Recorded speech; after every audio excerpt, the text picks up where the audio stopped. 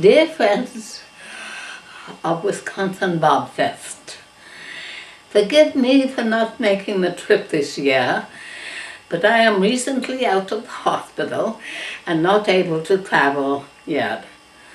But I am already taking walks, so I'll be back with you next year, I'm sure. Let us get down to politics. All this fury over a sensible health care program for America. Do you think it might be a little easier to get a good health program through Congress if the members of Congress were not dependent on campaign money from health insurance companies and big medicine? It is pretty obvious. So, the same corporate lobbyists send the same kind of loud-mouthed thugs around to disrupt town halls as they sent to disrupt the 2000 election. I say corporate lobbyists, but let me be more specific.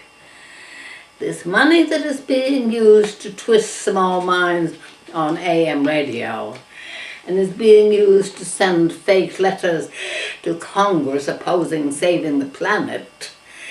These are more to the point the money of the wealthy elite, who do not care if there is a world left for their grandchildren, yours and mine. They are more technically called the selfish ones. They are sociopaths, pure and simple, and they are running the country and the world right off its rails. Now, what to do? I would like to think that the public funding of elections would solve everything, but of course it will not. It must be part of a larger program of rehabilitation. It is true that regular people could run for office and win, and that is a big step forward. We are working hard to see that same reform, the public funding of elections, here in this state of New Hampshire. But what must come next is this. The regular people, the people who can actually run and win as a result of such reform, must be wise, educated, and empathetic. They must be caring.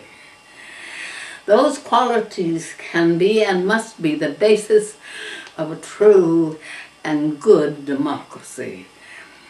Education does not make you empathetic, by the way, as we learned in Europe in the last Great War. Only one-on-one experience, friendship, shared adventures and dangers, friendly and diverse neighborhoods can build the kind of empathy that can build a good and great democracy. You will not find war veterans, for example, advocating for fewer medical programs for their fellow veterans with whom they suffered. The problem with our politics is that we do not know each other because we do not have enough to do with each other, and we must fix that or die. I suppose it does not help with me calling people sociopaths, but let us leave the wealthy elite out of this. Let us let them play bridge and rail against our opportunism, while we just sort of pack them out of existence. I know many of you were hoping that President Obama would be strong enough and charismatic enough to just move us rapidly forward into a world that protected its people and its environment. The big hope poster now just reads disappointing. But the fault is ours in thinking a strong man could save the day all by himself. And all we had to do was show up and vote.